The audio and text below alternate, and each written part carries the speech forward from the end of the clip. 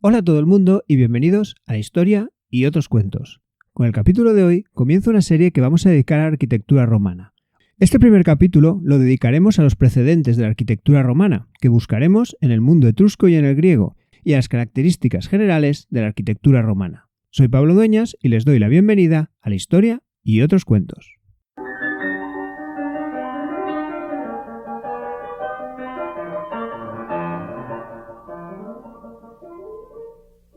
La arquitectura romana destacó por una lograda mezcla de dos principios que a simple vista podrían parecer contrapuestos. Por un lado, el gusto por lo colosal, que aumentó a medida que crecía la extensión y el poder del imperio. No debemos olvidar que el Estado romano fue el gran promotor de las construcciones, por lo que esa monumentalidad cumplía una función de propaganda del poder de Roma, mostrando su presencia en cualquier rincón de sus inmensos dominios. Por otro lado, la funcionalidad. Los romanos fueron grandes maestros en la creación de espacios interiores, como podemos ver en las basílicas, mientras sus obras de ingeniería eran capaces de salvar los obstáculos naturales. Siguen impresionándonos sus puentes, acueductos, pantanos y calzadas, y todo esto sin renunciar a la belleza estética. Recordemos los tres principios básicos que enunciaba Vitruvio: firmitas, utilitas, venustas. Firmeza, utilidad y belleza.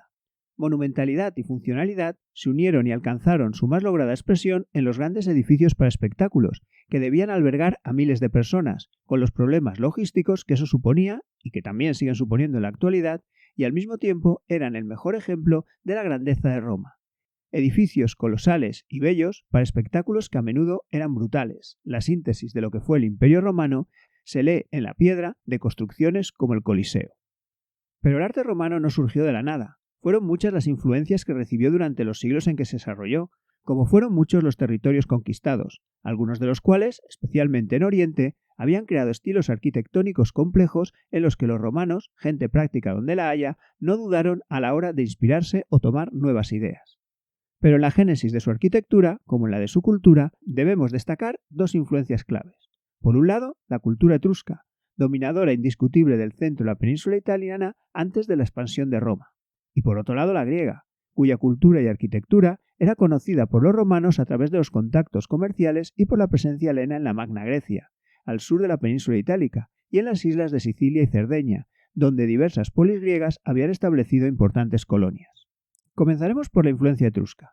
Hemos dedicado varios capítulos de la historia y otros cuentos al mundo etrusco y a su arquitectura. Dejo los enlaces en la descripción para quien quiera consultarlo. Señalaremos ahora solo algunos aspectos básicos. Los etruscos fueron la cultura hegemónica en la península itálica entre los siglos VII y VI a.C., la etapa en la que comenzó a desarrollarse la ciudad de Roma. Dominaba las actuales regiones de Toscana, Lacio y Umbría, llegando hasta el Valle del Po y la zona costera de Nápoles en la época de máximo apogeo. La procedencia etrusca de los últimos tres reyes de Roma hacen pensar en un dominio etrusco que finalizó con la expulsión de Tarquinio el Soberbio en el 509 a.C. y la instauración de la República. Esta época etrusca fue clave para la transformación de Roma en una importante ciudad. Entre las aportaciones etruscas a la arquitectura romana podemos destacar dos elementos constructivos esenciales: el arco de medio punto y la columna de orden toscano. Los arquitectos etruscos utilizaron el arco, probablemente por influencia oriental, y con él la bóveda de cañón, que no es más que la continuidad del arco. Estas técnicas fueron recogidas por el mundo romano, que las perfeccionó hasta hacer posible construcciones monumentales, como las grandes basílicas, los anfiteatros o los acueductos. La columna toscana se añadió a los órdenes creados por los griegos, el dórico, el jónico y el corintio, y fue muy utilizada por los arquitectos romanos y posteriormente por los renacentistas. Es un orden similar al dórico, pues ambos derivan de la columna cretense. En el orden toscano, el entablamento se compone de arquitrabe y friso, ambos lisos, y de una cornisa. El capitel lo forman el equino, el ábaco y el collarino. El fuste es liso y sin estrías y se adelgaza en la parte superior. La basa está formada por plinto y sobre él un grueso toro. No podemos dejar de mencionar la influencia etrusca en la concepción del urbanismo romano. Podemos observarlo tanto en la práctica como en la teoría, que fue recogida y ampliamente desarrollada por Vitruvio, como también lo fue el ritual que acompañaba a la fundación de cada nuevo asentamiento. Retomaremos este tema al hablar de las ciudades y del urbanismo romano. El modelo de templo etrusco, construido sobre un podium, resaltando una fachada principal a la que se accedía mediante una escalinata y con una cela tripartita, fue ampliamente utilizado por los romanos. La influencia etrusca también es evidente en la arquitectura doméstica. El modelo de Domus Romana, que también trataremos en este capítulo, evolucionó desde el modelo etrusco y, como no, en la arquitectura funeraria. Los túmulos etruscos sirvieron de modelo a mausoleos como el de Augusto, del siglo I a.C. en Roma, y el de Adriano, del siglo II después de Cristo, posteriormente convertido en el castillo de Sant'Angelo. Junto con la etrusca, la otra gran influencia que recibió la arquitectura romana fue la griega. La civilización griega estaba en pleno apogeo cuando Roma empezó a desarrollar su personalidad cultural y artística. Como ya hemos dicho, el contacto con la cultura griega se produjo de forma directa en el sur de Italia y Sicilia, zona conocida como la Magna Grecia, donde se habían establecido las colonias griegas, y por el comercio con las polis de la propia Grecia, ya importante en la época de dominación etrusca. Esta influencia se dejó notar en el uso de los órdenes arquitectónicos griegos, a los que se añadió el toscano, y en las formas y decoración de los templos, aunque sin perder de vista el modelo etrusco. No debemos olvidar que Roma conquistó Grecia en el siglo II a.C., aunque ya había intervenido antes en la política helena. Tras la victoria romana frente a la Liga Aquea en la batalla de Corintio del 146 a.C., se estableció un protectorado sobre los griegos que se fue extendiendo en las siguientes décadas. Finalmente, en el año 27 a.C., el emperador Augusto creó la provincia de Acaya, que contenía la mayor parte del territorio peninsular griego.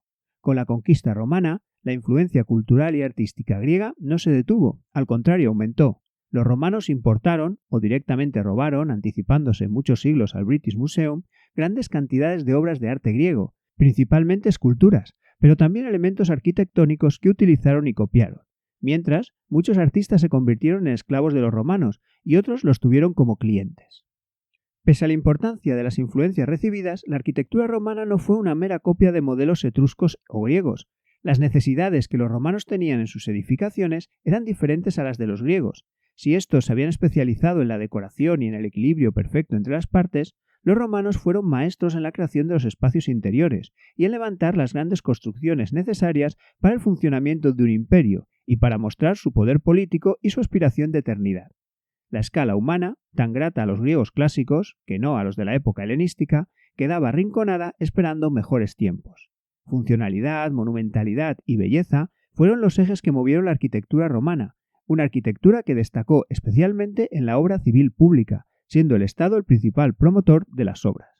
Para lograrlo, fue necesario el desarrollo de la ingeniería. El carácter práctico de los romanos priorizó la técnica y la función frente a la estética, que había sido la prioridad de los griegos. Los materiales utilizados fueron muy variados. Junto con la piedra, ya sea con mampostería o con sillares regulares, estaríamos hablando del opus incertum o del opus quadratum, también utilizaron el ladrillo, opus lateritium, o la madera. Todos estos ya eran materiales utilizados en construcciones de muchos pueblos. Los romanos introdujeron o desarrollaron un material esencial para sus grandes construcciones, el hormigón romano. El opus caementicum o hormigón romano utilizaba un mortero de tierras de origen volcánico o puzzolanas, llamadas así por la población de Puzzoli, la antigua Puteoli romana a los pies del Vesubio, completado con cal, materiales que reaccionaban al mezclar con agua, y como aglomerado utilizaron piedras de diversos tipos, en ocasiones de origen volcánico, para aligerar el peso de las construcciones. Vitruvio, en sus libros de arquitectura, establece las proporciones de cada uno de sus componentes según los usos que se fuera a dar a la mezcla. El hormigón romano fue el material clave en construcciones como el Coliseo o Anfiteatro Fabio, la cúpula del Panteón o la grandiosa Basílica de Magencio. Los romanos solían realizar las construcciones en materiales más económicos, ligeros y rápidos de trabajar, para luego cubrirlos con otros más nobles, como el mármol o decoraciones pictóricas al fresco o estucos. Es lo que denominaron opus tectorium, siguiendo de este modo con la concepción práctica de las construcciones romanas. Los romanos siguieron utilizando el sistema arquitrabado para cubrir los edificios, al igual que los griegos, lo que daba lugar a techos planos, pero añadieron el sistema abovedado, en el que lograron una gran maestría. Los romanos adoptaron el arco, que ya habían utilizado los etruscos. El más utilizado fue el de medio punto. Los arcos permiten un mejor reparto de las fuerzas hacia los pilares y muros, muy fáciles de reforzar, con lo que pudieron construir edificios de mayor envergadura. La continuidad longitudinal del arco de medio punto genera la bóveda de cañón y su revolución sobre un eje, la cúpula, siendo la más importante de las construidas la del Panteón de Roma. Los romanos también utilizaron otros tipos de bóveda, como la de arista y la de horno, esta última para cubrir espacios como los ábsides de las basílicas y los nichos. Podemos mencionar también la bóveda anular, de desarrollo curvo, ideal para pasillos bajo las gradas de los teatros y de los anfiteatros. Estas bóvedas y cúpulas se construían con hormigón o ladrillo, mediante un sistema de cimbras de madera que permitía darles formas y sujetarlos hasta que estuvieran concluidos. No dudaron en emplear combinación del sistema arquitrabado y el abovedado. Un buen ejemplo son los arcos de triunfo, donde el arco se enmarca en una estructura arquitrabada, solución mucho más desarrollada en las arcadas del Coliseo, mientras el Panteón de Agripa nos muestra un ejemplo de eclecticismo en las soluciones arquitectónicas romanas, con un atrio adintelado y una espectacular cela circular cubierta con una cúpula. El peso de las bóvedas y el reparto de las fuerzas a través de los arcos hizo que el elemento sustentante principal fuera el muro, reforzado con pilares y contrafuertes. La columna, elemento clave de la arquitectura griega, pasó a jugar un lugar secundario y decorativo en la construcción, abundando las columnas adosadas. Los romanos mantuvieron los órdenes clásicos griegos, dórico, jónico y corintio, mostrando especial preferencia por el último, mucho más decorativo, añadiendo el orden toscano y el compuesto. El orden toscano, derivado de la arquitectura etrusca, vino a sustituir al dórico. El capitel se componía de equino, ábaco y collarino, muy similar al dórico, pero el fuste de la columna era liso y se adelgazaba en su parte superior. Se alzaba sobre una basa formada por plinto y toro. El orden compuesto mezclaba en su capitel las volutas del orden jónico con las hojas de acanto del capitel corintio. Por lo demás, es muy similar al corintio. El Arco de Tito en Roma es el edificio más antiguo en el que conservamos este orden. Los romanos utilizaron en algunos edificios la sucesión o superposición de órdenes. Podemos observarlo en el Teatro Marcelo de Roma o en el Anfiteatro Flavio, donde la primera planta es de orden toscano, de apariencia más sólida y fuerte, la segunda jónico, más elegante y estilizado, y la tercera compuesto, el más decorativo. Hasta aquí nuestro capítulo de hoy, dedicado a las características y los antecedentes de la arquitectura romana. Continuaremos en nuevos episodios en los que hablaremos de los edificios construidos por esta civilización. Hasta pronto.